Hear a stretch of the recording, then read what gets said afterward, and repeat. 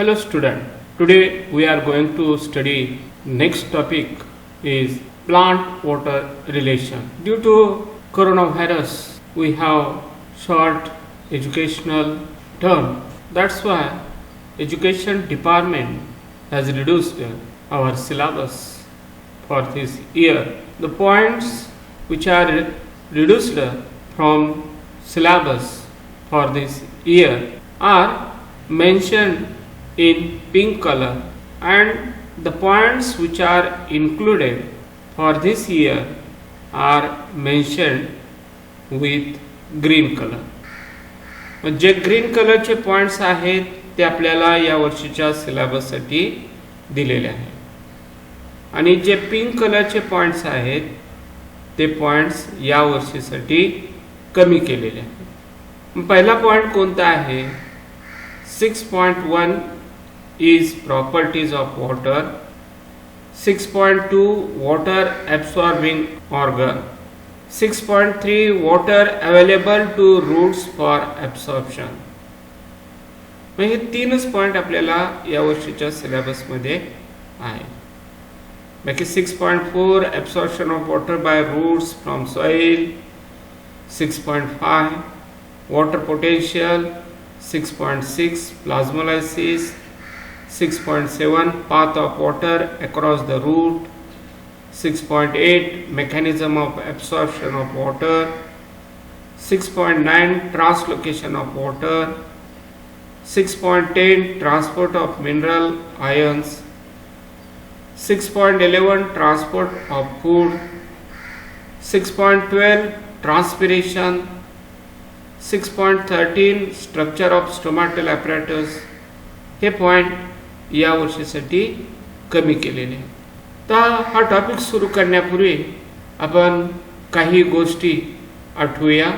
Can you recall which are the various parts of plant body? मला वाटतं तुम्ही सहज सांगू शकता.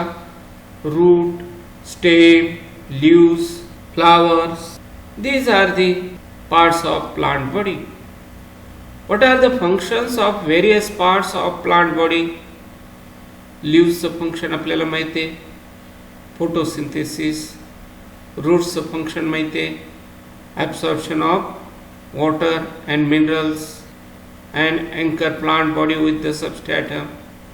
तर याच्याविषयी सुद्धा डिटेल्समध्ये आपण माहिती यापूर्वी घेतलेली आहे. Which plant tissues are involved in transport of water and minerals? याचंही उत्तर तुम्हाला येत असेल. तुम्ही प्लांट मधील कॉम्प्लेक्स टिश्यू शिकलेला असणार आहे. Complex tissue involve two tissues. First is phloem and second is xylem. Out of these two tissues, xylem conduct water and minerals and phloem conduct food material. Then which plant tissues are involved in transport of water and minerals? Answer is xylem. Okay. Next point, use your brain power. You know that we need a water pump to lift water at top of the building. But how does plant lift the water from soil up to canopy without any pump? आपल्याला जर आपल्या बिल्डिंगवर पाणी चढवायचं असेल तर electric पंपाची गरज लागते. मग वनस्पतीमध्ये जमिनीतील पाणी मुळामार्फत झाडाच्या शेंड्यापर्यंत पोहोचवलं जातं. ते कसं पोहोचवलं जात असेल? काही झाडं 300 फूट उंचीची असतात. जमिनीतील पाणी 300 फूट उंचीपर्यंत जातं. ते कसं जात असेल याच्याविषयी आपण अभ्यास करूया. पहिला पॉइंट जो आहे तो म्हणजे introduction. Plant obtains variety of substances like water, minerals, nutrients, food and gases like O2 and CO2 from its surroundings. आपण जसं सराउंडिंग पासून आपल्या वेगवेगळ्या रिक्वायरमेंट्स आहेत त्या मिळवतो, त्याच पद्धतीने प्लांट सुद्धा त्यांना लागणाऱ्या ज्या रिक्वायरमेंट्स आहेत त्या मिळवतात. उदाहरणार्थ water, minerals, nutrients, food, gases like O2 and CO2 from its surrounding. Productivity in plants is mainly affected by the non-availability of water.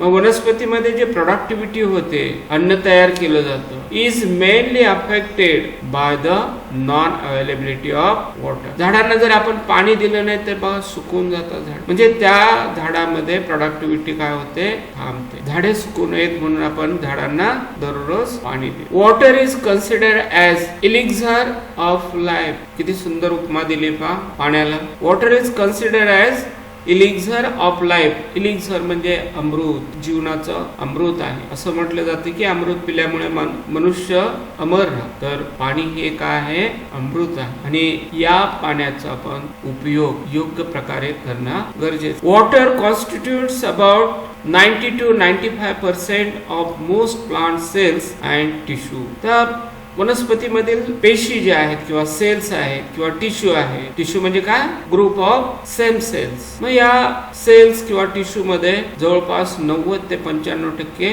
पाणीच. Water helps the cells to maintain turgidity and shape. पाण्यामुळे काय होतं तर plant मध्ये ज्या cells आहेत त्या अशा फुगून राहतात. पाणी काढून घेतले की सेल श्रिंक होणार. टर्जिड म्हणजे कशा, फुगणाऱ्या. टर्जिड म्हणजे फुगणे. मग त्याची जी टर्जिडिटी आहे सेलची ती कोणामुळे येते, पाण्यामुळे. आणि त्या टर्जिडिटीमुळे त्या प्लांट सेलला स्पेसिफिक शेप आलेला. It shows following properties due to which it has great biological importance. तर या पाण्याच्या काही प्रॉपर्टीज आहेत त्यामुळे त्याला बायोलॉजिकल इम्पॉर्टन्स आलेला आहे. त्या प्रॉपर्टीज कोणत्या आहेत त्या पाहूया. Next point, first point is properties of water. याच्यावरती प्रश्न विचारला जाईल, गिव्ह प्रॉपर्टीज ऑफ water किंवा why water is known as elixir of life. तर आपण त्याच्या प्रॉपर्टीज पाहूया. पहिल्यांदा, it is in the liquid form at room temperature and is the best solvent for most of the solute. पाण्यामध्ये कोणताही पदार्थ सहज मिसळतो म्हणून त्याला काय म्हटलेलं आहे, best solvent for most of the solute. It is inert inorganic compound with neutral pH. Water is inorganic compound आहे with neutral pH when in pure form. Next property, due to this water is best transporting medium for dissolved minerals and food molecules. तर या ज्या दोन property पाहिल्या आपण वरच्या, त्याच्यामुळे काय झालेलं आहे, water is the best transporting medium for dissolved mineral and food molecule. एका ठिकाणाहून दुसऱ्या ठिकाणी ट्रान्सफर होत असते. Next property is it is the best aqueous medium for all biochemical reactions occurring in the cells. Biochemical reaction अनेक घडत असतात. आपण मेटाबॉलिझमची व्याख्या पाहिलेली आहे. It is sum total of anabolic and catabolic reactions. मग या एनाबॉलिक रिॲक्शन्स आणि कॅटाबॉलिक रिॲक्शन्स प्लांट मध्ये ज्या घडतात त्यासाठी पाण्याची गरज लागते. The next property is it is an essential raw material for photosynthesis. आपल्याला माहिती आहे प्लांट मध्ये जे फोटोसिंथेसिस घडतं त्याच्यासाठी पाण्याची गरज लागते. फोटोसिंथेसिसची डेफिनेशन तुम्हाला आठवत असेल. It is anabolic reaction in which synthesis of food material takes place by using CO2, H2O in presence of light and chlorophyll pigments. मग वनस्पती ज्या अन्न तयार करतात त्यासाठी रॉ मटेरियल म्हणून वॉटर लागतं. मग तो वॉटरचा नेमका रोल काय आहे तो आपण फोटोसिंथेसिस या टॉपिक मध्ये शिकलेला असणार. तरी सुद्धा त्याची थोडी रिव्हिजन घेऊया. हा पॉइंट तुमच्या सिलेबस मध्ये नाही, फक्त रिव्हिजन म्हणून मी या ठिकाणी घेतलेलं आहे. नेमका वॉटर मॉलिक्यूलचा रोल काय आहे ते पाहूया. या ठिकाणी 4H2O वॉटर मॉलिक्यूल आहेत. In presence of light they dissociated into 4H and 4OH. लाईटच्या सानिध्यामध्ये ते काय होतात, डिसोसिएट होतात 4H अँड 4OH. 4H जे आहेत ते टॉईस NADP ला जाऊन मिळतात. And twice NADP is converted into twice NADPH2. तर हे जे twice NADPH2 आहे ते एनर्जी रिच कंपाऊंड आहे. या twice NADPH2 चा उपयोग करून CO2 चं फिक्सेशन होत असते आणि ग्लुकोज तयार होत असते प्लांट मध्ये. जर हे तयार झाले नाही तर CO2 चं फिक्सेशन होणार नाही. हे NADPH2 हायड्रोजन देण्याचं काम करतात. आता त्यानंतर 4OH जे तयार झालेले असतात H2O चं डिसोसिएशन होऊन ते 4OH पुन्हा डिसोसिएट होतात. 4 इलेक्ट्रॉन्स लिबरेट होतात.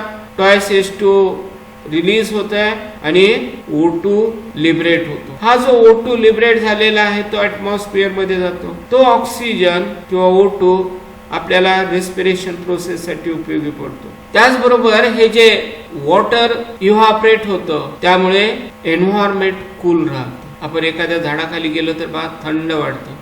त्याचं कारण काय तर हा H2O मॉलिक्यूल फोटोसिंथेसिस मध्ये लिबरेट झालेलं असतं. मग हे 4 इलेक्ट्रॉन्सचा रोल काय तर क्लोरोफिल पिगमेंट जेव्हा सोलार एनर्जी ऍब्सॉर्ब करते तेव्हा इलेक्ट्रॉन लिबरेट करते. ते energy rich electron accepting system मध्ये एंट्री करतात. मग त्या ठिकाणी क्लोरोफिल ए मध्ये इलेक्ट्रॉनची पोझिशन व्हॅकंट राहिलेली असते. ती इलेक्ट्रॉनची पोझिशन भरून काढण्यासाठी या इलेक्ट्रॉनचा उपयोग केला जातो आणि क्लोरोफिल पिगमेंट मधील इलेक्ट्रॉनची संख्या भरली जाते.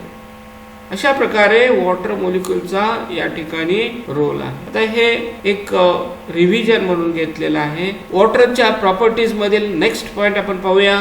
Water has high specific heat, high heat of vaporization and high heat of fusion. मग हे सर्व पॉइंट महत्वाचे आहेत. Due to this water acts as a thermal buffer. याच्यावर प्रश्न विचारतील. Give reason. Water acts as a thermal buffer. Water has high specific heat, high heat of vaporization and high heat of fusion. ते आपण पुढच्या slide मध्ये पाहूया. These various properties are due to hydrogen bonds between the water molecule. मग हे सर्व कशामुळे शक्य आहे तर वॉटर मॉलिक्यूल मध्ये हायड्रोजन बॉन्ड प्रेझेंट असतो. त्याच्यामुळे वॉटर मॉलिक्यूल आपल्याला पाहायला मिळते किंवा आता ज्या प्रॉपर्टीज आपण पाहिल्या त्या वॉटर मॉलिक्यूलच्या पाहायला मिळतात. Next property is water molecule have good adhesive. Adhesion is the force of attraction between different substances such as cell wall and water. तर वॉटर मॉलिक्यूल मध्ये आपल्याला अधेशन आणि कोहेजन फोर्स पाहायला मिळतो. अधेसिव्ह फोर्स म्हणजे काय तर प्लांट मध्ये जो सेल वॉल आहे आणि वॉटर मॉलिक्यूल याच्यामध्ये अट्रॅक्शन राहते. त्यानंतर कोहेजिव्ह फोर्स आपल्याला पाहायला मिळतो. Cohesion is defined as the force of attraction between molecules of the same substance. म्हणजे वॉटर आणि वॉटर मॉलिक्यूल मध्ये अट्रॅक्शन पाहायला मिळतं आणि त्याचा परिणाम काय होतो पहा. अधेसिव्ह आणि कोहेजिव्ह फोर्स मुळे काय फायदा होतो तर वॉटर मॉलिक्यूल झाडाच्या मुळांपासून किंवा सॉइल मधून झाडाच्या शेंड्यापर्यंत ट्रान्सफर होतो. Next property is due to high surface tension. Surface tension म्हणजे काय. Surface tension could be defined as the property of surface of a liquid that allow it to resist an external force due to cohesive nature of the water molecule. हा कीटक water स्ट्रायडर्स पाण्यावरती float होताना पाहिला असतील तुम्ही. पावसाळ्यामध्ये हे कीटक पाण्यावरती फ्लो होताना दिसतात. कशामुळे because of the surface tension of water and high adhesive cohesive force. It can easily rise in the capillaries. कोणकोणत्या गोष्टी कारणीभूत आहेत पाणी वर जाण्यासाठी. Adhesion force, cohesion force and surface tension of water. These 3 factors are responsible for transfer of water from soil up to the top of the plant. It is therefore a significant molecule that connects physical world with biological processes. अशा प्रकारे water मॉलिक्यूलचा अतिशय महत्त्वाचा role आहे. That connects physical world with biological process. Water मॉलिक्यूलचं dissociation झालं नसतं तर oxygen liberate झाला नसता. ऑक्सिजन जर लिबरेट झाला नसता तर आपल्याला जगण्यासाठी ऑक्सिजन मिळाला नसता. तर त्या ऑक्सिजनची खूप फायदे आहेत. Next point is curiosity box. आपण मगाशी पाहिले की water molecule is form due to the hydrogen bond. प्रश्न पडतो, what is hydrogen bond? A chemical bond form between an electropositive atom, typically hydrogen, and a strongly electronegative atom such as oxygen or nitrogen. मग या ठिकाणी काय होतं पहा, hydrogen हा electropositive atom. Hydrogen हा इलेक्ट्रोपॉझिटिव्ह आहे आणि ऑक्सिजन हा इलेक्ट्रोनिगेटिव्ह आहे. त्यामुळे पॉझिटिव्ह निगेटिव्ह मध्ये अट्रॅक्शन राहतं. Hydrogen bonds are responsible for the bonding of water molecules in liquid and solid states and are weaker than covalent and ionic bond. Hydrogen bond हा weaker आहे. कोणापासून? Covalent bond आणि ionic bond पेक्षा hydrogen bond weaker आहे. Next point, what are the meaning of specific heat, heat of vaporization and heat of fusion? वॉटरच्या property पाहत असताना आपण हा पॉइंट पाहिलेला होता. मग स्पेसिफिक हीट म्हणजे काय? Water has the highest specific heat capacity of any liquid. Specific heat is defined as the amount of heat 1 gram of a substance must absorb or lose to change its temperature by 1 degree Celsius. For water, this amount is 1 calorie or 4.184 joules. So this is known as specific heat. Specific heat is defined as the amount of heat 1 gram of a substance must absorb or lose to change its temperature by 1 degree Celsius. समझला? Next point, heat of vaporization. It is defined as the amount of heat needed to turn 1 gram of liquid into vapor. त्याला म्हणायचं heat of vaporization. मग 1 gram लिक्विडचं वाफेत रूपांतर करण्यासाठी जी heat लागते तिला म्हणायचं heat of vaporisation. Without a rise in the temperature of the liquid, त्या लिक्विडचं टेम्परेचर न वाढू दे. Then third point is heat of fusion. In order to change a solid to a liquid there is a certain amount of energy required. सॉलिडचे liquid मध्ये रूपांतर करण्यासाठी energy लागते. This is called the heat of fusion. त्याला heat of fusion म्हणायचं. Remember, fusion means melting. So you can see where it gets its name. Anyway, the heat of fusion is the amount of energy required to change a substance from a solid to a liquid at its melting point. Heat of fusion लक्षात आलं का?